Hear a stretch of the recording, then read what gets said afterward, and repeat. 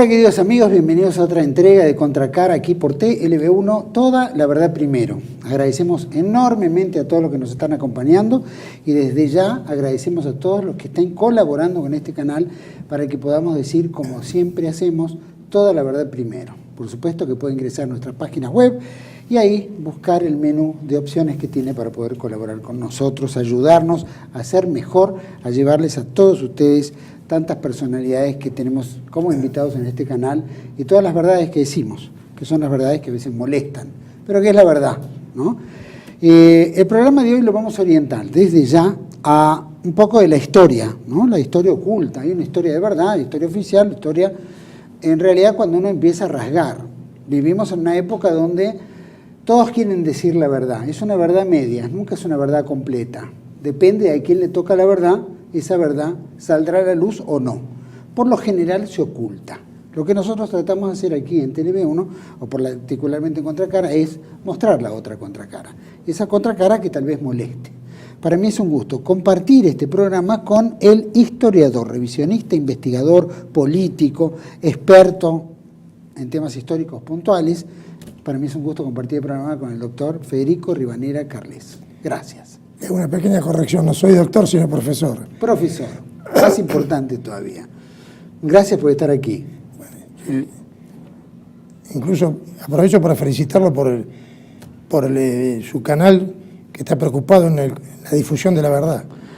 Muchas gracias. Todos los que estamos haciendo programas aquí combatimos por la verdad, así que en diferentes ámbitos.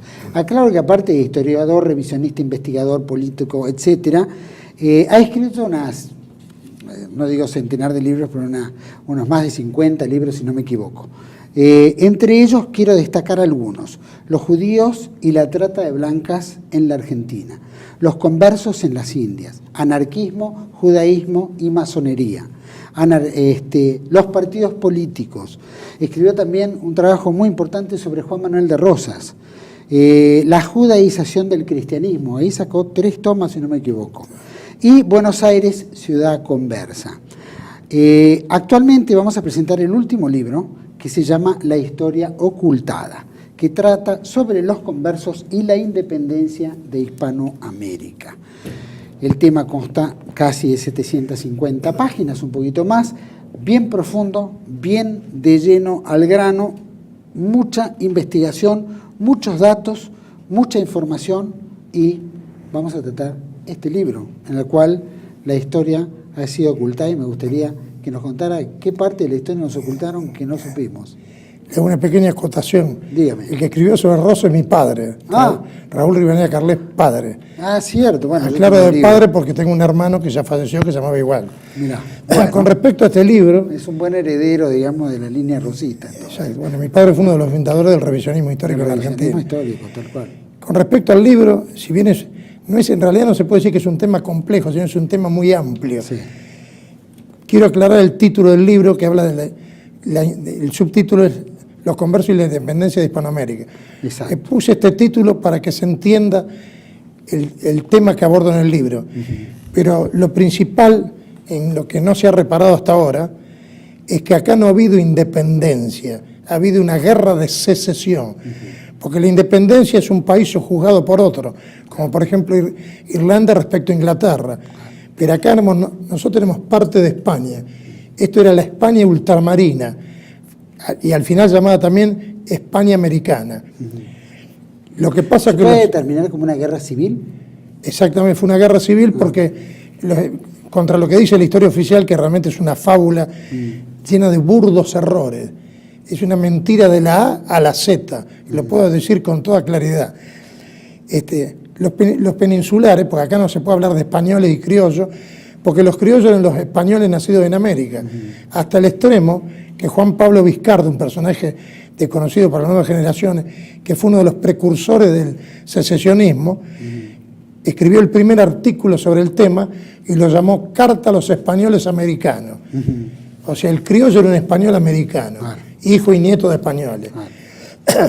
Entonces, lo que pasa que, o sea, los jefes insurgentes, palabra que acá no se usa mucho, pero en toda Hispanoamérica se usa, trataron de justificarse como diciendo que luchaban por una patria oprimida, lo cual es absurdo, hasta el extremo de que, por ejemplo, Carachoro Parra Pérez, que es un desconocido acá, pero es un historiador venezolano muy importante, dijo, la patria no era Venezuela, Venezuela no existía, la patria era España.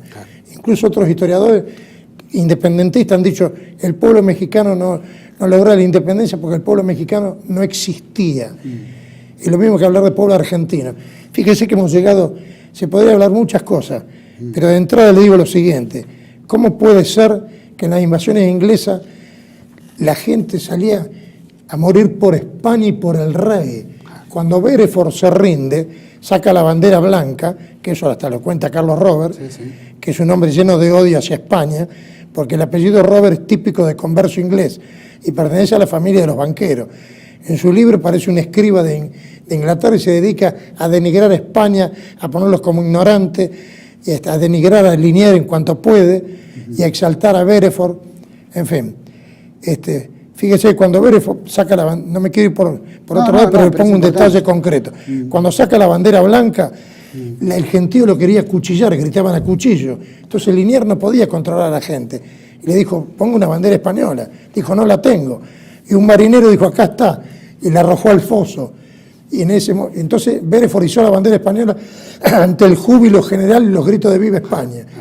En el combate de Perdiel, Pueyrredón, que no hizo nada de lo que pintan, que le arrebató a un estandarte, nada que ver, eso está refutado, es una mentira absoluta. Pueyrredón no hizo nada. Y eso lo dice el general Martínez, que estuvo combatido junto con Pueyrredón, podemos decir. Bueno, se gritó Santiago y cierra España en el combate de Perdiel. Ahora me quieren explicar cómo. Por ejemplo, el soldado de Patricio, Orencio Pío Rodríguez, que le disparan un cañonazo y le rompen la pantorrilla y le queda colgando el hueso. Saca el cuchillo, se lo corta y exhorta a sus compañeros a seguir combatiendo. Cuando ya estaba desfalleciente, porque se desangraba, se retiró gritando ¡Viva el Rey! Y murió 3 días después en el hospital. Liniers lo honró y le puso a la calle de Sacramento, le puso el nombre de él. Cuando en 1800, prácticamente 22, cambiaron toda la nomenclatura que podían herir el orgullo inglés, le pusieron la actual Avenida Santa Fe. Esa es la calle del Cabo Rodríguez. Por más que los patricios, los militares actuales, lo quieren poner prácticamente como un independentista, es algo ridículo. Fíjese, un argumento sencillo. Yo acepté en un momento dado la mentira independentista, que en realidad no hay que hablar de independentista, sino de secesionista. Pero siempre pensé, me acuerdo cuando tenía 18 años, estuve en una conferencia sobre el tema, y yo dije, ¿cómo puede ser que en 1806, 1807 moríamos por España? Y después, 3 años después, España era un monstruo, y nosotros habíamos alcanzado una mayoría de edad y éramos una nación. Una cosa que es disparatada, es un dislate tan grande.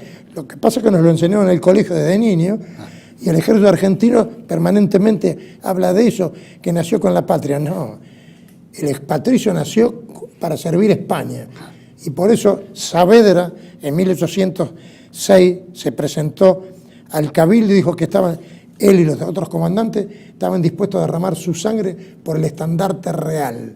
Eso dijo Saavedra. Bueno, calcule... Tomó 8 años para la independencia. ¿Cómo? Tomó 8 años para llegar a la independencia, o sea, hubo 8 años... No, pero hablemos del 25 de mayo, donde a pesar de la máscara se denostaba España permanentemente. O sea, Whitelock se rinde, de hecho, el 5 de julio, pero la capitulación es del 7. 2 años y 10 meses después, España era un monstruo tirano y la Argentina existía. Una cosa disparatada y ofensiva. Igual que algunos que quieren hacer aparecer a Liniers, los que lo admiran diciendo que era el padre de la patria. Sin darse cuenta lo agravian, porque Liniers murió para que el Río de la Plata siguiera siendo parte indisoluble de España. Es decir, el tema da para mucho, pero lo que pasa es que la mentira ha sido tan grande que... ¿La mentira se empieza a escribir desde cuándo? ¿Inmediatamente después? ¿Qué dice usted? La mentira histórica, empieza todo este trabajo. Inmediatamente. Inmediatamente, Porque las cartas de Saavedra, los documentos y todo, habla claramente contra España. Esa idea equivocada, con la mejor intención, de año 10 de Hugo Walsh, de que Saavedra era un tradicionalista monárquico, católico, no resiste menos a nadie. En primer lugar, Saavedra no era, no me quiero dedicar mucho a Saavedra. Saavedra no era un aristócrata, Saavedra era converso. Por el lado materno está lleno de San Benito de la Inquisición sevillana, los Tarifa, que Raúl Molina en el libro Los hombres de mal los llena de elogios, nada que ver. Los Tarifas fueron quemados por judaizantes y otros reconciliados por la Inquisición. Aparte desciende de los Santa Cruz, todos los Santa Cruz son conversos, y lo demuestro en mi libro. Entonces, fíjese que Saavedra era un mercader y aparte era tendero, y eso lo dice. Y el asunto es así, no es nada peyorativo, es una cuestión lógica. Un mercader no es un guerrero, claro. Y un mercader piensa en el lucro nada más. Nada más, es verdad. Entonces, por eso, Lucas Yarragari hace muchos años en sus escritos políticos recordó a Saavedra y su tendejón, dijo. Bueno. Lo aminoraba el pobre Saavedra, lo colocaba en su lugar. Y el resto de nuestra, vía independencia, de nuestra independencia, o por lo menos esta secesión que se da en el Río de la Plata, ¿cómo encaja entre el real español que lucha por algo grande, el converso que va en busca de un lucro o una oportunidad? Bueno, ahora se lo voy a explicar sucintamente, sí. Pero le aclaro ante todo que en España, después de la Segunda Guerra Mundial, ya empieza con Franco el estudio del tema converso. Y se desarrolló sobre todo en los últimos años, hasta el extremo que yo aclaro en una nota al principio, que yo prácticamente tenía listo este trabajo en el año 91, pero aparecieron tantos trabajos de investigadores pro conversos que han documentado todo lo que hacían los conversos. O sea, no hablaban de que fueron procesados por la Inquisición, hablaban las riquezas que tenían, las estafas que hacían. Pero ¿qué pasa? Estos pro conversos lo justifican contradictoriamente, porque dice, los conversos buscaban ascender socialmente. La única manera es la riqueza, los hábitos de órdenes militares, los títulos nobiliarios.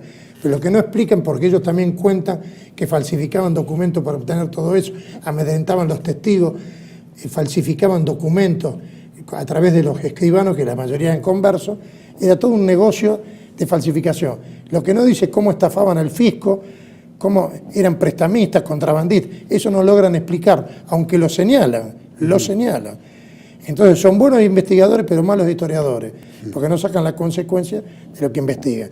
Entonces yo me baso, felizmente, como yo no pude ir a los archivos españoles, me baso en una documentación demoledora de esta gente que está al servicio de los conversos, pero que cuando dice algo está muy documentado. Entonces le explico brevemente lo que pasó en Hispanoamérica. Siempre los reyes prohibieron desde Isabel la Católica, siempre se prohibió que los conversos vayan a las Indias. No solamente de los penados por la Inquisición, sino de los conversos en general, de los nuevos 20 convertidos a nuestra Santa Fe Católica, como se decía. Incluso hay pragmáticas firmadas, expedidas por Juana la Loca y por otros reyes, que no pueden ocupar cargos públicos ni oficios. Sin embargo, porque los reyes quisieron formar con muy buen criterio una aristocracia. Se sabe que ellos querían formar una aristocracia que es la garantía de buen gobierno y de fidelidad a España. Pero resulta que a pesar de eso, los conversos violaban todas las disposiciones. No solamente vino una aluvión con la unión de Portugal y España, una aluvión de conversos, una verdadera invasión, que incluso esa palabra la dice Caro Baroja, que es proconverso, dice fue una invasión. Sino que además el problema son los conversos hispanos, que eso venían en masa y que en la casa de contratación, que yo ya lo demostré en Buenos Aires Ciudad Conversa, mutuamente se decían que no eran conversos. O sea, yo decía, usted no es converso, usted decía, Rivadeneira Carlet no es converso. Entonces entraban en masa, pese a que Felipe II decía, me he enterado que entra quien no debe, bla, bla. En la práctica entraban todos, porque dominaban la casa de contratación. Y entonces, ¿el panorama cuál fue? Se formó una oligarquía abrumadoramente conversa, que dominaba en toda Hispanoamérica, que tenía los títulos nobiliarios que compraron. Le aclaro que, contra lo que cree la gente, Por eso, por supuesto, este libro me va a traer el odio de mucha gente. Yo lo lamento. Pero porque los títulos nobiliarios hubo muy pocos realmente concedidos por servicio. Hernán Cortés a Pizarro, más allá de que Pizarro traicionó, y después algunos virreyes y algunos por hechos militares, como Liniers. Todos los demás son comprados, sin excepción, todos. Entonces, Esa ola de conversas que usted plantea. Ahora no, lo que le quiero decir, discúlpeme, por supuesto disculpe. me interesa la pregunta suya, pero le quiero decir, compran títulos nobiliarios, compran los hábitos militares que se vendían a partir de Felipe IV. Hay una ola de ventas de títulos nobiliarios de hábitos militares. Era una irrisión que un converso tenga un hábito de la Orden de Santiago o de las otras órdenes, porque el elemento fundamental era estar dispuesto a morir por la integridad de la fe católica. Era una burla. Después compraban los grados militares, coroneles, todo está comprado. Pero no era uno que compraba, todo se compraba. Se compraba incluso los cargos en la Santa Cruzada, que era la que recogía dinero para seguir luchando. Eso venía de la época de la lucha contra los musulmanes, y después se extendió para luchar España contra el protestantismo y todo. Compraban todos los cargos de la Santa Cruzada, porque como contadores era un gran negocio. Y aunque no eran contadores, le daba influencia social y más negocio. Y hasta llegaron a comprar, cosa que me asombró a mí, los cargos en la Inquisición, de alguacil mayor hasta de notario del secreto. El notario del secreto tenía la genealogía de los conversos. Y tengo la documentación que es contundente, de los propios inquisidores que están horrorizados. Bueno, todo se vendía. Y lo más grave de todo, contra lo que la gente no sabe, es que se vendían los corregimientos, las gobernaciones, los cargos de regidores en los cabildos, que ya eran hereditarios. Entonces dominaban todo. En cambio, las autoridades españolas eran transitorias. Los virreyes estaban 5 o 6 años y se iban. Entonces, por eso el cabildo tiene más importancia que el gobernador. O sea, ahora, lo grave de todo esto es que esta gente acumuló un poder extraordinario, si bien no era absoluto, porque con todos los defectos, España seguía siendo un régimen al servicio del bien común. Pero tenían un poder muy grande y querían ellos destruir el imperio español y por otro lado acrecentar su poder político y social. Entonces, esto de que querían destruir el imperio español está documentado hasta el hartazgo. No solamente Madariaga, que era un liberal que escribió su libro, su introducción sobre a Bolívar, un cuadro histórico de las Indias, lo escribió cuando estaba trabajando en la BBC, pero él dice los enemigos más temibles del imperio español eran los judíos, lo dice claramente. Pero además han surgido en los últimos tiempos gran documentación.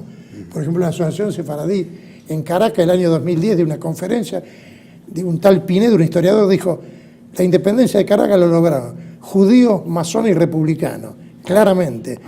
Los hermanos Carrera de Chile eran conversos, O'Higgins converso por parte materna, Bolívar era converso. Le dedico 35 páginas a la genealogía de Bolívar.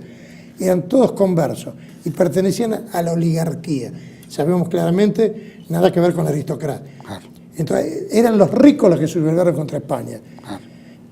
El pobrerío estaba con el rey. Los indios, los mestizos, los negros, con el rey. Y hay cosas realmente impresionantes, emotivas, como por ejemplo los indios caquetíos, que uno no sabe ni quiénes son, que eran de Coro, una de las pocas ciudades, hubo algunas ciudades heroicas, Montevideo, que nosotros lo ignoramos, el Río de la Plata, después del fusilamiento de Liniers, no dijo nada, aceptó el gobierno sedicioso y terrorista de la Revolución de Mayo. Pero eso se dio en todos los gobiernos hispanoamericanos, pero en todos lados se sublevaban por el rey. Los caquetíos, que eran indios, amaban al rey de España, la religión católica y España. Y por ejemplo, en Coro, cuando Coro se rindió, los caquetíos no se rindieron. Y hay un testimonio actual de hace muy poco. Los caquetíos fueron a comulgar, a confesarse y comulgar, y juraron detener a la revolución contra el rey. Cuando los derrotaron, cuando volvieron, entre ellos se recriminaban mutuamente por qué perdieron. Entonces los independentistas, Bolívar y todo, no directamente él, pero se le mandó decir que cejaran en su intento. Jamás, dijeron. Fueron masacrados y murieron 1000 caquetíos. Y después el caso de Pasto en Colombia, que es algo extraordinario. En Colombia, cuando se rindieron los cristianos viejos, porque Pasto, que está en el sur de Colombia, de Nueva Granada, ellos se negaban a decir que se llamaba Colombia, un nombre impuesto por Francisco de Miranda, que también tengo la documentación, masón, que era converso, además, tengo la documentación reciente, escrita por un judío que dice, en fin, lo que le quiero decir, abreviando, y le cedo por supuesto que usted me pregunte, por ejemplo, en Pasto, que era un lugar problemático por su geografía, eran derrotados todos los ejércitos independentistas, mejor dicho, secesionistas. Entonces Bolívar le ordenó a Sucre, que era converso como él, y lo tengo bien documentado, que borrara a Pasto de la faz de la tierra. Ese era el maravilloso Bolívar. Entonces, ¿qué fecha eligieron? El 24 de diciembre de 1822. Asesinaron mujeres, niños, ancianos, saquearon las iglesias, violaron, destruyeron el archivo histórico. Unos meses después, una persona que se llamaba Agustín Agualongo, que algunos dicen que era indio, otros que era mestizo, que medía 1,47 m, y cuando avanza el secesionismo, deja su trabajo y se enrola en el ejército español, y se convierte en una personalidad única. Entonces, con indios de a pie, con mestizos armados de chuzo, con algunos fusiles recuperados, y con palos, hicieron escapar a los independentistas, a los secesionistas. Se me está pegando este vocablo que lo rechazo en todo mi libro. Y entonces, después de vencerlos varias veces, fue detenido por la traición de José María Obando, que era un camarada. Entonces, fíjese lo que es el honor de este hombre. Le dijeron que si él aceptaba la Constitución democrática, iba a seguir siendo integral el ejército secesionista. Dijo, algunos dicen que dijo, si tuviera 1000 vidas, otros dicen que dijo 20 vidas. Los ofrecería gustoso por la religión católica, por el rey y por España. Entonces pidió ser fusilado con el uniforme del ejército español. Se lo concedieron. Le quisieron vendar los ojos y él dijo, no quiero que me lo venden, quiero morir cara al sol, textual, como los guerreros de mi estirpe. Entonces, antes de la descarga gritó, ¡viva el rey! Y cuando estaba en Capilla le llegó el nombramiento de brigadier general del ejército español, el grado más alto, cuando estaba en Capilla, que él no lo vio, firmado por Fernando VII. Entonces, fíjese, y después hay otro demonizado que es José Tomás Boves, que lo ponen como un monstruo. José Tomás Boves era un hombre extraordinario, un asturiano, que había sido guardia marina, después se dedicó un poco al comercio, y demostró ser un guerrero extraordinario, un estratega, y a Bolívar lo hizo correr, se corrió junto con Mariño, que era el otro general destacado, se escaparon en la victoria de la Puerta, salieron corriendo, y después se dirigió a Caracas y también huían, y entró con banderas desplegadas al rey ante el apoyo de la población. Termino pues diciéndole esto, después de Carabobo, del primer Carabobo, que el general español Cajigal fue derrotado. Entonces Boves le mandó un parte espartano. He recuperado las municiones, he recuperado las armas, las municiones y el honor de las banderas españolas que su excelencia perdió en Carabobo, le dijo. Qué grande, qué grande. Doctor, profesor, me encantó la frase que dijo, quiero morir cara al sol, ¿no? Probablemente la canción del cara al sol debe haber sido con José Antonio, ¿no? Mucho antes de José Antonio. Bueno, ya dejó un precedente por lo menos. Ahora, frente a todo esto que usted decía, vino esta oleada de marranos o conversos. Yo le pregunto, 1492 viene la conversión en España, ¿no es cierto? De Aragón, Castilla, Isabel de Castilla, Fernando de Aragón, reyes católicos, recuperan a España para la cristiandad. Hubo 700 años de ocupación islámica, etcétera, etcétera, un poco de todos los moros, a lo que se le decía. Yo digo, esa conquista de América, esos que vienen en oleada, ¿son del grupo converso de ese momento que vienen a América y escapan, digamos, del apuntalamiento de la gente? ¿O cómo se determina esta oleada tan grande? Bueno, el asunto es muy sencillo. En primer lugar hay que especificar que el judaísmo, a diferencia del cristianismo, en primer lugar el cristianismo es una religión fundada por Cristo para todo el mundo. Claro. El judaísmo no es una religión. Los mismos judíos lo dicen, y yo lo menciono en mi libro, que no se puede convertir, dice Jaime Barilco, el director de la red escolar judía, no se puede convertir a la religión judía, dice, porque una cosa sí no existe. Sí se puede convertir al pueblo judío haciéndose, bueno, ya sabemos, pero por supuesto que es una frase, porque los judíos son una minoría ínfima, si los 6.000 millones de la humanidad se convirtieran, el judaísmo desaparecería. Claro. Pero le quiero decir que el judío es el que crea la ley. Entonces, judaíce o no formalmente, guardando el ritual judío o no, sigue actuando como judío, claro, porque lo lleva en la sangre.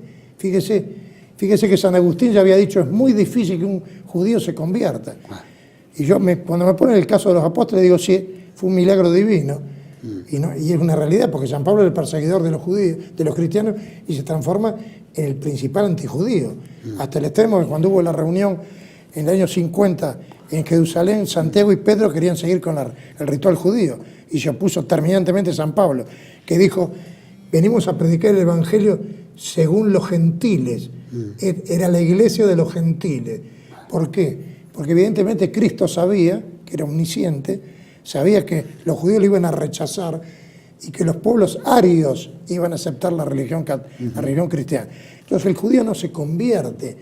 Y yo acá pongo los argumentos, por ejemplo, los principales que han escrito libros contra el judaísmo, cuyos hijos y nietos fueron todos procesados por judaizantes. O sea, y después va a ver ejemplos extraordinarios. Por ejemplo, lo dice, por ejemplo, Caro Baroja, que es una persona que está a favor de los conversos, sí, pero dice que cada vez hay ejemplos que asombran. Una familia con 5 hijas monjas, y los 5 hermanos vivían como judíos en Ámsterdam. ¿Se da cuenta? O sea, es una mentalidad que a nosotros nos resulta difícil de entender. Eso puede ser un poco lo que decía el padre Membiel, Julio Membiel. Yo le diría que el padre... Bueno, ¿estaba acertado Membiel dentro de su...? Yo estoy en desacuerdo con el padre. No quiero entrar en polémica, pero hay una realidad. Él toma lo que dice San Pablo de las raíces, de las ramas, pero la Iglesia Católica nunca hizo esa interpretación. Y nosotros como católicos tenemos que aceptar la interpretación de los padres de la Iglesia, no lo que dice la letra. Y esto puede asustar, pero San Agustín dijo, yo no creería en las Escrituras si no me lo mandara a creer la Santa Madre Iglesia. Terminante. Entonces, la teoría de Membiel, que es el pueblo perfecto, el pueblo que sufre pero que es el elegido, no. El pueblo elegido es el pueblo cristiano. Esa es la realidad. Es así. Entonces, pero sin entrar en esa... Igual que está bien, era nada más que una acotación. No, lamentablemente no es que hay... Porque la habilidad de los conversos es decir, bueno, hay conversos que son buenos, que realmente se convirtieron y otros no. No se convirtieron, como lo demuestra infinitos casos. No hay un ¿Cuánto solo tiempo demora para una conversión? Llamémoslo de alguna manera. Para que usted, ¿cuántas generaciones? Mire, le voy a poner un detalle para que usted vea. ¿Hay o no? Porque el problema, pueden decir, Rivanía Carla es una exagerada. No. Yo no me baso en las definiciones mías. Yo me baso en la definición oficial de España, que había introducido por primera vez en el mundo los estatutos de limpieza de sangre, 500 años antes que Hitler. Fíjese que las leyes de Nuremberg dice que si de 4 abuelos uno es judío, el nieto es ario. Entonces yo pregunto, si de 4 abuelos una de las abuelas es judía, tiene una hija judía, el nieto es judío. ¿Por qué? No porque la madre tenga biológicamente más fuerza que el padre, sino porque hay el dicho romano, mater certas pater incertus. Y por otro lado, la influencia de la madre en la educación de los hijos. Por eso lo más común que se ve es la judía que se casa con el gentil, no al revés. Y cuando es al revés, ¿qué pasa? Al revés, porque no digo que no significa nada, pero de esa manera la judía entra en la sociedad gentil, porque pasa de llamarse, supongamos, Goldstein, para ser la señora de González Pereira, supongamos. Pero al margen del tema, mire, esto no lo digo yo, antes los estatutos de limpieza de sangre se pusieron porque los judíos seguían judaizando después de la expulsión. Entonces ya se veía que conspiraban por todos lados, que hacían sacrilegio. Entonces, los estatutos de limpieza de sangre, el más importante, el que puso el cardenal Juan Martínez Silicio en la iglesia de Toledo, que era la iglesia primada de España y la segunda de la cristiandad. No es como ahora. Después de San Juan de Letrán era la más importante. Entonces él dijo que uno de los motivos era que no se perdiera lo que aún quedaba de la nobleza de España, que se había degradado por falta de dinero, casándose con judías, la mayoría de los grandes títulos españoles. Entonces, lo que le quiero decir es que los estatutos de limpieza de sangre decían que para ser cristiano viejo tiene que ser cristiano viejo por los 4 costados desde tiempo inmemorial, sin que la pública voz y fama diga lo contrario. Porque en esos pequeños pueblos, Madrid era un pequeño pueblo, que cuando la gente dijera fulano es judío, lo era. No escapaba. Claro, entonces el tema que puede llamar la atención, pero ellos trabajaban con un gran espíritu de cuerpo, además se casaban, la endogamia de los conversos es casi superior a la de los judíos públicos. Es una de las características, casarse entre ellos, incluso en Perú. Bueno, trabajan como gueto en su vida real, ¿no? Claro, pero fíjese los casamientos entre, por ejemplo, gente que tenía títulos nobiliarios, que se mimetizaban, porque el error de mucha gente es confundir asimilación con mimetización. Tenían títulos nobiliarios, por ejemplo, esculpían el escudo en sus mansiones, iban a la iglesia con esclavos, todos vestidos así con hábitos de caballería, en fin. Pero algunos, por ejemplo, como los marqueses de Casabosa en Perú, si me escucha un peruano va a decir, y bueno, yo soy descendiente del marqués de Casabosa que tiene el título hace 300 años. Yo todo esto no digo cosas que se me ocurre, que si es converso lo compró, no, está documentado. Este marqués de Casabosa, cuando los piratas ingleses asaltan Guayaquil, en vez de defender la costa se puso en negocio con ellos. Cuando pide un título nobiliario, Felipe V dice que es una persona innoble que no se le puede dar un título nobiliario. 6, 7 años después dice que por los servicios prestados se le da el título, puso plata. Ahora, no solamente, pero yo tengo los datos, desciende de los Anchieta, el famoso apóstol del Brasil era converso, y está la genealogía perfecta. Este Anchieta, que lo ponen como el apóstol del Brasil, le decía a Francisco de Vitoria en sus cartas que Tucumán pertenecía al Brasil, era un converso canario, ¿se da cuenta? Entonces los conversos tienen mucho interés en ponerlo como una especie de santo perfecto. Por otro lado, de Casabosa, usted los escucha y claro, tienen formas exteriores de noble, pero no lo son. Por parte materna son Pacheco Solís. Resulta que, primero, Pacheco es un agregado. Resulta que yo tengo la declaración ante la Inquisición de Sevilla del padre, que el inquisidor le pregunte, sí, nosotros, mi mujer y yo todos hemos muerto como, ella murió como judía, nosotros somos todos judíos. Directamente se lo confieso. Ahora, me podría extender mucho, pero siempre es así. Y esta gente es la que juraba fidelidad a los reyes de España, pero conspiraba porque odiaban el imperio español. Era un odio visceral. Y yo pongo un ejemplo. Admitiendo que los jefes secesionistas fueran republicanos, está perfecto. Pero yo no conozco ningún republicano español, ni ningún marxista español que odie España y que diga que hay que matar a sus compatriotas. Solamente lo tiene que decir un converso. Y ese odio visceral de San Martín, de todos, de Bolívar, ese odio, y aparte de los asesinatos que hizo Monteagudo con el apoyo de San Martín, ese odio de los españoles es propio de los conversos. Con respecto a San Martín le deslizo un detalle, que es el único que no tengo pruebas contundentes de su carácter converso, aunque tengo indicios muy fuertes que me llevan a mí a la íntima convicción de que lo era. Si se prueba lo que dice Chumbita, más allá, que era hijo ilegítimo de Alvear, si le logran el ADN, te haría las pruebas contundentes porque Carlos María Alvear era converso. Y lo tengo bien documentado. Vamos a ir, profesor, vamos a ir a un pequeño corte, volvemos enseguida. Y desde ya, usted habló de la corrupción, que todo esto se compraba, se vendía, propio, obviamente, de una falta de respeto, de realidad, ¿no? De creencias, de fe, en fin. ¿Por qué se daba tanto? ¿Y qué era lo que estimulaba toda esa corrupción de venta de títulos, etcétera? Pero me lo va a decir después de este pequeño corte que seguimos con el profesor Federico Rivadeneira Carles. Ya volvemos.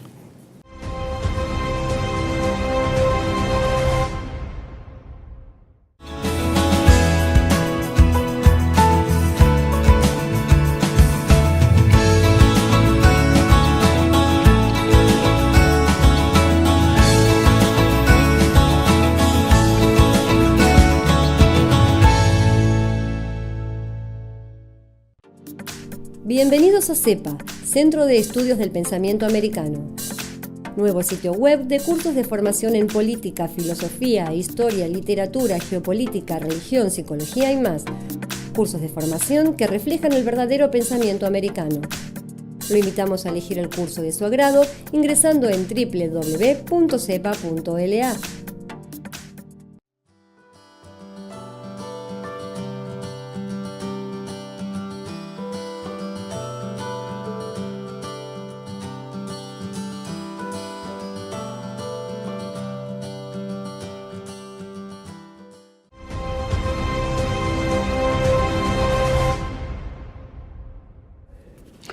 Bueno, continuamos aquí en Contracara con el profesor Federico Rivadeneira Carles. Queremos recordarle que el libro se llama La historia ocultada, que creo que está en pantalla perfectamente.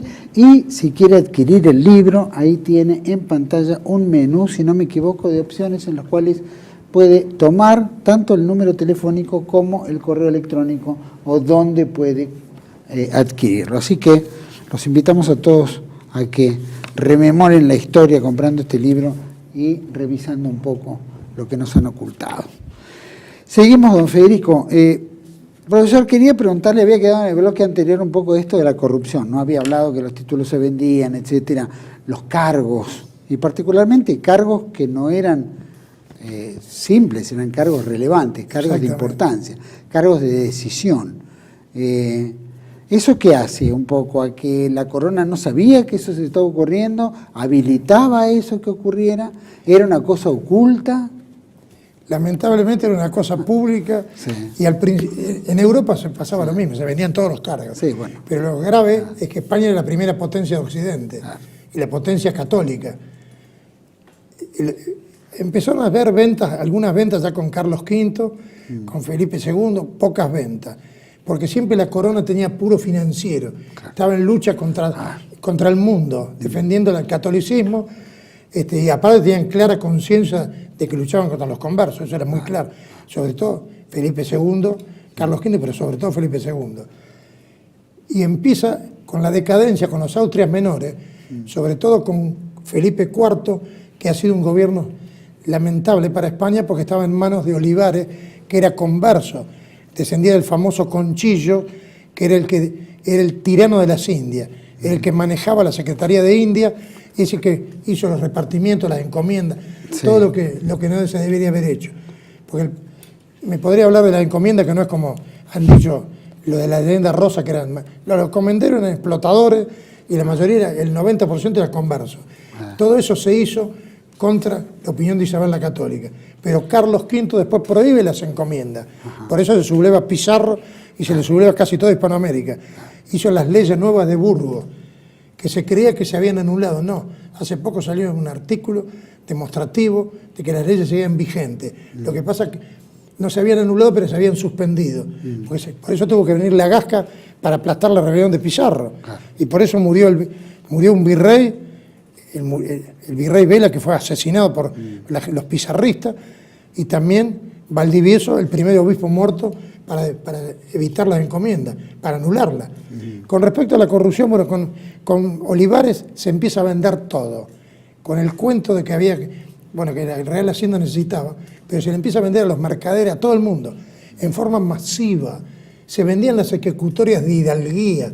Por eso le digo que en mi libro, yo no busco el sensacionalismo, lo van a querer rechazar el Instituto Argentino de Ciencias Genealógicas. Yo me baso en documentos incontrovertibles.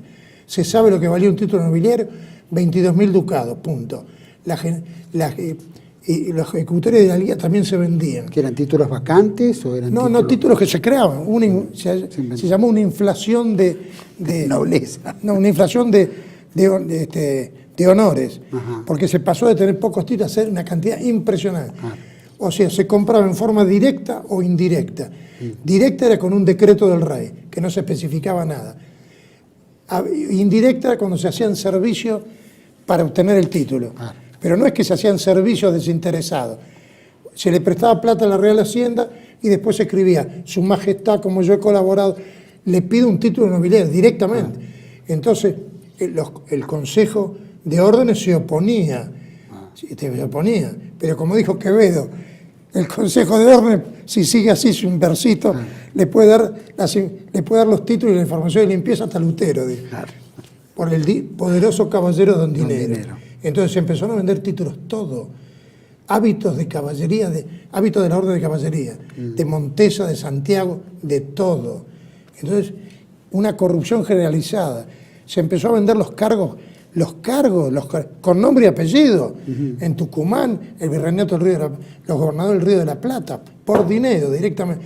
Y está la cantidad, el legajo, el tomo, está todo documentado. Porque ha habido muchos escritores, muchos investigadores que se dedicaron a esto. Es abrumador el trabajo. Le dicen todo lo que se vendía en Nueva Granada, en Nueva España, en el Perú. Entonces eso generó una alteración total. Tan es así que el Consejo de Indias se negaba. Y entonces al final ya no se lo tenía en cuenta lo que decían los consejos. Más con los Borbones, que los consejos lo eliminaron. Porque la monarquía tradicional era polisinodal. El rey gobernaba con los consejos. No es como cree la gente ignorante que los reyes hacían lo que querían. En la democracia se hace lo que se quiere. Ahí no. Entonces Felipe II todo le preguntaba a los consejos. Los Borbones que hicieron lamentablemente una serie de medidas centralistas y cobraron impuestos que los altos no cobraban. No destruyeron las Indias, pero la dañaron. De cualquier manera se vendió tanto que se degradó todo. Hasta el extremo que, por ejemplo, una persona armaba un regimiento, compraba los uniformes, le pagaba durante un año, la paga, valga la redundancia, entonces pedía un título nobiliario, y además, o si no, también le daban en pago en blanco hábitos de caballería que los vendían o se los daban a sus amigos. Se llegó al extremo de ser transferibles los títulos nobiliarios, de ser transferibles los corregimientos. Se convirtieron en juros de heredad, o sea, de padre a hijo por una vida, por 2 días, por 2 vidas, algo insólito. Entonces se alteró totalmente el sentido de lo que debe ser un cargo, que tiene que ver idoneidad, que la adecuación de la capacidad a la función, era por el dinero. Y entonces, ¿qué pasa? España quedó sin tener poder real, porque usted le vendía los cargos de regidor a los cabildos y ya no los mandaba más. Ellos eran los dueños, los hijos y los nietos. Entonces por eso pudieron hacer la secesión. Es una, perdón, ¿no? Pero es ser converso, ¿es un signo de corrupción? ¿Ser converso? Sin ninguna duda. Porque se dedicaban nada más. ¿Existe el converso que de repente dice, no, la verdad que lucho por la verdad, por la belleza, por la justicia? Es decir, lucho por algo. Pero yo no he visto nunca eso. Le digo en la historia. No lo vi nunca. Solamente un caso, por ejemplo, todos los conversos estaban en el lado secesionista. Había algunos conversos que no se adhirieron al secesionismo, y aunque no digan por qué, porque temían, como siempre, que por ahí fracasara el alzamiento contra España. Entonces, no se adhirieron. La mayoría se adhirió, pero incluso, por ejemplo, el marqués de Valdelirio, que yo pongo como ejemplo, bueno, todos conversos, delincuentes, estafadores, así. Le digo directamente, es una realidad. Los conversos no solamente eran hacendados y mercaderes, sino que eran generalmente contrabandistas, prestamistas y defalcadores del tesoro público. Pero esto no lo digo yo porque no es una opinión que no tiene fundamento. No, está fundamentado permanentemente. O sea... ¿Dónde se daban más esos signos de corrupción bueno, en Hispanoamérica directa... aprovechamiento. ¿Cómo dice usted? Ese aprovechamiento del dinero en todo público, ¿dónde se daba? Por eso yo hago la genealogía y analizo todo. Es un trabajo que pude hacer porque yo tenía un conocimiento profundo del tema. Claro. Pero yo analizo las juntas fallidas en La Habana, en Quito y en Ciudad de México. Pero después lo que pasó en Caracas, lo que pasó en Nueva Granada, en el virreinato del Río de la Plata, en Chile, en Perú y en Cuba. Que ahí sí que es muy importante, porque Martí también era converso. Y entonces se va a ver cosas terribles lo que pasó en Cuba. Fíjese que en Cuba, que se habla de la decadencia española como los españoles ya no fueran ni valientes, que fueran todos mentiras. Hubo una tradición exterior e interior. En Cuba, por ejemplo, le digo, se lo resumo en 2 palabras. Cuando se vuela el Maine, que era el barco que estaba estacionado en Santiago de Cuba, todos los indicios es que lo volaron los estadounidenses porque acusaban sin fundamento a España. Lo que se llamaba bandera falsa, ¿no? España le dijo, hagamos una comisión común para estudiar. Se negaron. Y había toda una campaña de las 2 poderosas empresarios, dueños de empresas como Hearst y Pulitzer, que decían que había que atacar España. Y este oficial, Adolf Marik, que era un judío alemán, que fue comandante del Maine, poco después el Maine vuela. Y entonces, ¿qué pasa? Se hace la comisión que forman los yanquis. ¿Sabe lo que dijo? ¿Cómo fue el papel de Marik? Digo que España había sido la culpable. Con ese informe, lo dice la Enciclopedia Judaica, la última. Enciclopedia Judaica, que se editó en Jerusalén. La Enciclopedia Judaica, pero sobre todo la Universal Jewish Encyclopedia, que se editó en Estados Unidos. Con ese informe, Estados Unidos le declaró la guerra a España. O sea, fue el judío Adolf Marik, que no era un judío cualquiera, integraba la Sociedad de Estudios Históricos Judía de Estados Unidos.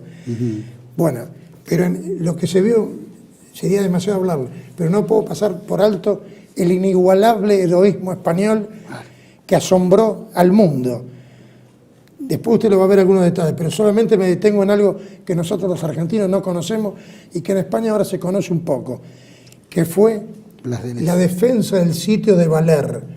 Valer era una iglesia en Filipinas donde resistió el teniente de reserva, el teniente segundo de reserva, Saturnino Martín Cerezo, con 43 conscriptos, no eran conscriptos sino movilizados. Estuvieron 11 meses sin rendirse, cercados por 1.500 guerrilleros filipinos que eran gente muy combativa. Sí. Y pensar que, enterraban a su muerto en la iglesia, no tenían para comer, 12 murieron de disentería, por hambre. Bueno, es una cosa tan extraordinaria que el gobierno español, Sagasta, vende Filipinas en $20 millones, el 7 de mayo de 1898. Ellos, sin embargo, seguían firmes defendiendo el territorio español. Cuando le llevan periódico, le lleva un teniente coronel español, le dice, mire, ríndase, que no es de Filipinas, no es más de España. Cerezo dice que le habían enseñado en el Estado Mayor que el enemigo podía falsificar periódicos. Lo rechaza. Van los sacerdotes, los rechazan. Y al final descubre, leyendo el periódico, que un camarada le había dicho que él iba a pedir el pase a Málaga, donde estaba su novia y su familia. Y ahí se dio cuenta de que ya Filipinas no era española. Pero mientras tanto estuvo desde diciembre de 1898 hasta el 2 de junio de 1899, combatiendo, sucia y rota, flameando la gloriosa bandera roja y gualda. Y no se rindieron. Entonces, como no podían ya no era más Filipina española, dijo, nos despojaron vilmente de la tierra. Entonces dice, la hemos defendido hasta la insensatez. Bueno, estaban todos hambrientos, se habían hecho uniformes ellos solos, se habían hecho zapatos de madera. Una epopeya que ha llamado la atención, se la compara, tiene el único antecedente en Numancia, porque es una cosa única. Entonces, ¿qué hizo el general Aguinaldo, que después verá que se portó muy bien? Dio un decreto el 30 de junio diciendo, los que defendieron Valer no son nuestros enemigos, son nuestros amigos, son los herederos del valor del Cid y de Pelayo, y han llevado hasta lo más alto las virtudes militares, porque sin auxilio de nadie, solo, no se rindieron. Ahora fíjese lo siguiente, poco tiempo después estalla la guerra entre los filipinos y Estados Unidos, porque usted va a ver cómo los traicionaron los filipinos, le hicieron creer que como eran todos masones, Filipinas iba a ser de ellos. Entonces fue un destacamento estadounidense a Valer, y se rindió inmediatamente. A diferencia entonces, el heroísmo de estos españoles es una cosa que nos llena de orgullo y nos llena a todos, porque no tiene antecedentes. Se puede hablar de Blas de Lezo. ¿Cómo? Blas de Lezo como, claro, y como por eso, otro ejemplo. Bueno, Blas de Lezo se dice, casualmente de Liniers se dice que después de Blas de Lezo no hubo una victoria como la de Liniers. Pero estos españoles, ya sé, Blas de Lezo, yo lo admiro extraordinariamente, pero esto es una cosa única. ¿Usted sabe lo que es no rendirse, no tener para comer? Comían harinas con gorgojo, cosas putrefactas. Y el 8 de diciembre, día tan importante para la infantería española, enterraron a un camarada que había muerto ese día y al mismo tiempo rezamos a Nuestra Señora. ¿Se da cuenta? O sea, Es una cosa, y como yo digo, tiene un simbolismo extraordinario, porque es una iglesia, lo cual significa la simbiosis total entre España y la fe católica. Hechos que son desconocidos por nosotros y olvidados en España, porque uno de los héroes de Valer terminó pidiendo en el metro de España. Una cosa, Franco le hizo algunos homenajes, pero no, realmente... Merecía muchas más. Claro. O sea que España nos llena de orgullo y no hay nada que hacer. La guerra que le hace Inglaterra y le declara la guerra perpetua a España, ¿no? Que es la colaboracionista, llamémosla, la promotora de la secesión española en América. ¿Cómo la podemos determinar? Que es una fuerza marrana que motiva toda esta corrupción y movida interna en las Américas, en la América española, o qué rol juega, porque siempre le damos el rol más importante a Inglaterra, anulando todo esto otro que es colaboracionista, ¿no? Yo casualmente digo que hasta ahora se ha dicho con razón que la masonería e Inglaterra tienen un papel importante, pero el mayor papel lo tuvieron los conversos, que fueron los organizadores y directores. Ahora, los conversos en el acto se pusieron en contacto con Inglaterra, porque además Inglaterra no era lo que nos quieren hacer creer a nosotros, que si bien es un país protestante, es un país de caballeros. Inglaterra no es un país de caballeros, y yo lo demuestro ahí claramente que es un país de mercaderes, pero lo demuestro en forma contundente. Usted sabe que en Inglaterra toda la llamada nobleza estudia literatura rabínica con rabinos. Sí. Es una cosa, están totalmente judaizados. Bueno, y lo mismo pasa con el príncipe Carlos, creo que son conversos. Ni hablar, claro, porque por Mountbatten. Sí. Pero le quiero decir que entonces los conversos sabían muy bien a quién se dirigían. A una Inglaterra que estaba en manos de Rothschild, porque ya en la guerra con España Ya estaban. Rothschild los dominaba totalmente y les cobraba el triple a los ingleses. Y aparte están todos mezcladas, la famosa aristocracia inglesa, que no es tal. La aristocracia existía en la época católica. Los protestantes se apoderaron de la riqueza tanto de los nobles católicos como de los pobres agricultores. Entonces se formó una oligarquía de mercaderes con títulos nobiliarios. Pero además de eso están totalmente judaizados, incluso la Casa Real Inglesa tiene, o sea, está mezclada también con conversos. Tan es así que Cecil Roth, que es un escritor judío, que escribió un escritor judío prestigioso, más allá de la inexactitudes que dice, escribió un pequeño texto que se llama La aristocracia inglesa ante la prueba aria. Y entonces demuestra que están todos mezclados, y dan nombre y apellido. Entonces usted se encuentra que, por ejemplo, Beresford, que varios escritores le ponen como un caballero, confundiendo la caballerosidad de la forma con la caballerosidad del espíritu. Liniers era un aristócrata cristiano viejo, que cuando los derrota a los ingleses los invita a comer y los trata creyendo que eran pares de él. Como yo digo, si Beresford lo hubiera derrotado, lo hubiera mandado a una mazmorra. Ahora. Aparte, Beresford, como todo inglés, los soldados ingleses son una suerte de corsarios, porque el objetivo es el botín, y de paso atacar a la odiada Iglesia Católica y al odiado Imperio Español. El propio Wellington, en la Guerra de España, dijo: los soldados ingleses son la escoria de la tierra. Lo único que luchan solo por el botín, el trago y el botín. Y es así. Entonces, la gente que dice como un señorito inglés, como un señor español. Debería ser más. Ahora, yo todo esto que digo lo demuestro documentalmente, lo que era Inglaterra y por qué Inglaterra quería la destrucción del Imperio Español. Ahora, acá le digo unas palabras al 25 de mayo. El 25 de mayo, fue un golpe de Estado organizado por Lord Stranford. Directamente fue un golpe organizado por Inglaterra. Por supuesto, que dirigía los conversos de acá, pero está documentado. Yo no lo fui a buscar a arcanos secretos. Por ejemplo, Inglaterra proveyó de municiones a los insurgentes, porque Cisneros, sospechando de que iba a haber un levantamiento, hizo un racionamiento de las armas, no las entregaba. Y aparte de los disparos y todo, de los cartuchos. Bueno, por otro lado, para que usted se dé cuenta... Creo que no se los quería dar tampoco a los cordobeses, pensando que los cordobeses iban a levantar, ¿no?, contra él o algo por el estilo. Lo que le quiero decir es esto. Esto no es una idea absurda. Rivadavia aceptó a un español que dijo, yo les distribuí las municiones. Entonces pidió la ciudadanía argentina. Concedido, dijo Rivadavia. No dijo, usted está mintiendo. Eso, y por otro lado, para que usted tenga una idea, cuando vio que se habla de que la Royal Navy estaba anclada en el Río de la Plata, ahora hay que preguntar por qué estaba anclada. ¿Por qué estaba? Bueno, estaba anclada porque evidentemente era para defender a los insurgentes.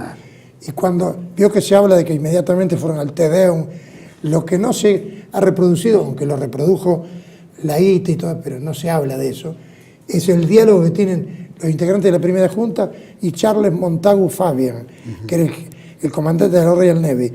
El servilismo hacia Inglaterra es total.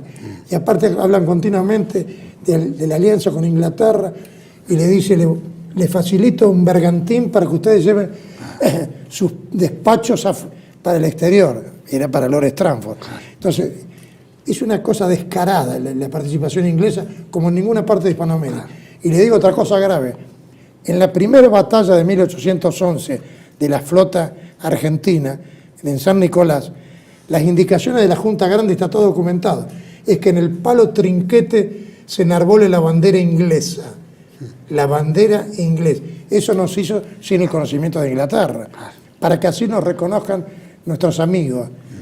Y por otro, le aclaro de paso, aunque no es el tema, que no es cierto que la flota española tenía un armamento superior, era al revés. Y ahí está la gran figura de Jacinto de Romarate, que los aplastó en San Nicolás, y los marineros de esa primera flota se arrojaban al mar y muchos se ahogaron de terror. Y Romarate dijo, bueno, ya va a ver mi libro, se preocupó en salvarlo y le proclama que le dio a sus hombres. Ellos son nuestros hermanos, dice, están equivocados, pero hay que ayudarlos. Y le dijo, es mentira que hemos vencido por la superioridad de nuestros buques que eran inferiores. Hemos vencido por el templo de nuestros corazones, le dijo Romarate. En fin, podría hablar largamente como de Brown, que era un súbdito inglés contrabandista, y corsario. Brown lo único que le interesó era el botín. Aparte trajo estaba ya documentado hasta el hartazgo. Toda la oficialidad y la marinería era inglesa y estadounidense. ¿Nos queda algún muñeco histórico importante, digamos, donde usted pueda decir, peleó con certeza, con fuerza, con convicción, por la patria, por la religión, Bueno, puede haber un descendiente de Brown, puede haberlo. Pero yo estoy hablando de que... No solo de Brown, hablo de otros... De los conversos ninguno. Y de nuestra historia hasta lo reciente, ¿qué podemos llegar a decir? Mire, le voy a poner un ejemplo que puede resultar duro, pero no tengo más remedio que decirlo. Los que impiden que les salga una expedición para aplastar el movimiento secesionista y lo financian a riego, no son los españoles liberales, es Andrés Arguibel, el tío de Encarnación Ezcurra, la mujer de Rosa. Lamentablemente no tengo más remedio, no lo puedo ocultar, porque es el hombre que está en contacto con el judío Beloniel de Gibraltar y que hacen toda una conspiración con otro judío poderosísimo que se llamaba Cardoso para que se levante riego y fracase la gran armada que iba a venir acá. Bueno, Andrés Arguibel fue una figura clave y es converso, desciende de López Camelo. Los López Camelo son conversos. Incluso a mí en la Biblioteca Nacional un descendiente me dijo, sí, somos conversos. Ahora, lamentablemente yo no quiero, mi propósito no es herir a nadie, pero yo tengo que decir la verdad. Porque si yo creo la mentira secesionista de que en 1806, repito, en 1807, moríamos por España y por el rey, y que 2 años y 10 meses después resulta que España era un monstruo tiránico, como se ve en el himno nacional, que es una cosa infame, cuando dice que el cobarde huyó, tan es así que tuvieron que sacar las estrofas, las sacó Irigoyen porque eran lesivas para, ¿no es cierto?, para el bien. Eso aparte, ¿por qué se llamaba la madre patria a España? Si hubiera sido eso, como lo pintan, el pueblo argentino lo hubiera odiado. No, es nuestra madre patria, y guste o no guste, somos hispanos, porque los pueblos tienen una filiación como los individuos que nacen en una familia. Aunque vengan 10 millones de alemanes o de ingleses, seguiremos siendo hispanos. Entonces hay que decir la verdad, nosotros éramos españoles y ¿cuál es la consecuencia de la secesión no vino la edad de oro, vino la anarquía, las guerras civiles, la miseria, la lucha por el poder interminable en toda Hispanoamérica. Entonces yo llego a la conclusión de que, aunque parezca utópico, más utópico es la desunión actual. Claro. Acá no hay que hacer ningún mercado común con nuestro enemigo histórico que es Brasil. Claro. Tenemos que reconstruir el imperio hispánico con los medios modernos. Una confederación hispanoamericana, una federación hispanoamericana, porque yo pienso, parafraseando al Dante, y no es una frase, que el mundo hispánico no conocerá la paz, o sea, Hispanoamérica y España, hasta que no esté reconstruido el imperio hispánico. Claro. Fíjese que ninguno de nuestros países alcanzó la grandeza, o sea, la independencia significado es, antes no se conocía, no había guerra civil, no había nada, era una paz perpetua acá. Es como los indios. ¿Por qué los indios defendían? Porque por más abuso y exceso de los conversos, el poder no era absoluto. La corona mandaba visitadores, que a veces resolvían los problemas y otras veces no. Pero el pueblo veía en esos visitadores la protección del rey. O sea, algunos han dicho, los indios seguían al rey por ignorancia. No, nadie lucha por sus explotadores. Profesor, mi última pregunta. ¿Dónde se asientan más los conversos? ¿En qué parte de la América se asientan más? ¿O hay mayor proporción? No, pero se asientan igual en todos lados. Yo al principio me parecía que se asentaban más en el Río de la Plata, pero resulta que en Nueva Granada el dominio era total, en Venezuela, en Perú. ¿Y por qué excluye a Brasil como Iberoamérica? No, lo escucho a Brasil porque Brasil, después de la batalla del Jugarrota, en 1390 se transformó en enemigo mortal de España, cuando era parte de España. Pero la secesión se hizo una realidad, y si bien se hizo la unificación con Felipe II durante 40 años, 60 años, la animosidad contra España ha sido grande. Así que lamentablemente no podemos hacer, porque son nuestros enemigos históricos. Fíjese que las misiones jesuíticas, de lo que no se ha hablado nunca, los famosos banderantes eran conversos. Yo tengo toda la documentación probatoria.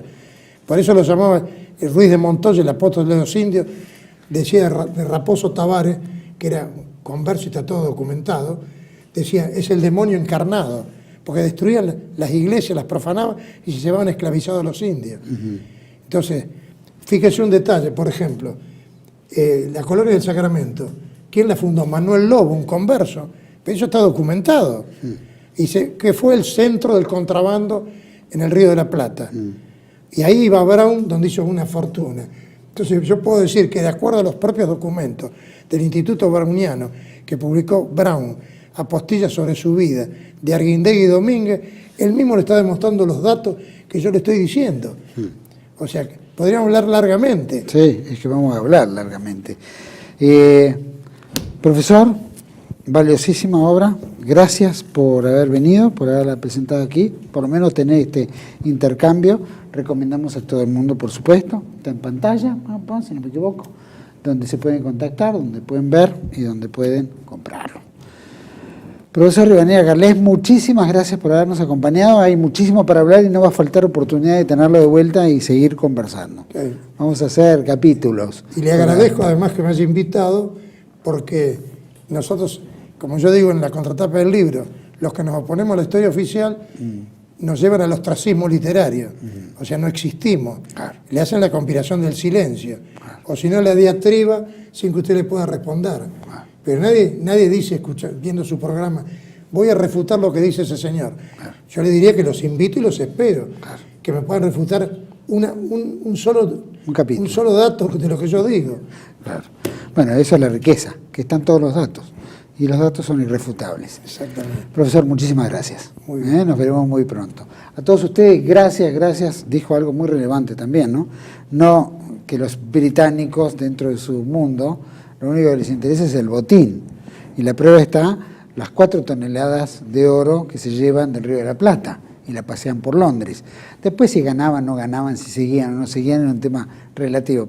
Como decía, rompemos la religión, tomamos el lugar, nos deshacemos de España, pero lo principal, lo primero que se llevan fue el botín. Y creo que en toda Hispanoamérica han saqueado todos los botines propiamente y con colaboración seguramente de todos estos personajes. Quiero hacer Por favor. una breve acotación. Sí. Los secesionistas que hablaban de separarse de España eran conscientes que eso significaba la inmediata dependencia de Inglaterra, que nos convirtió acá y en el resto de Hispanoamérica, pero sobre todo acá, en una colonia prácticamente pública de Inglaterra hasta la asunción de Perón en el 46. Era tal cual. No, era cambiar de collar y no dejar de ser perro, como decía. No era cambiar de collar porque en España éramos miembros de un imperio católico. Éramos algo. Y esto es miembro de un régimen realmente nefasto, que su único objetivo, como dicen ellos, el único objetivo de Inglaterra es dominar el comercio mundial. ¿Sabe lo que dijo Carlos II del calvinismo? Dijo, no es una religión de caballeros. Y después se convirtió al catolicismo. Y el anglicanismo, que se basa en la teología calvinista, es una religión de mercaderes. Totalmente. Muchísimas gracias. Gracias a todos ustedes. Los encuentro aquí en otro capítulo de Contracara por TLV1. Toda la verdad primero. Chao, gracias.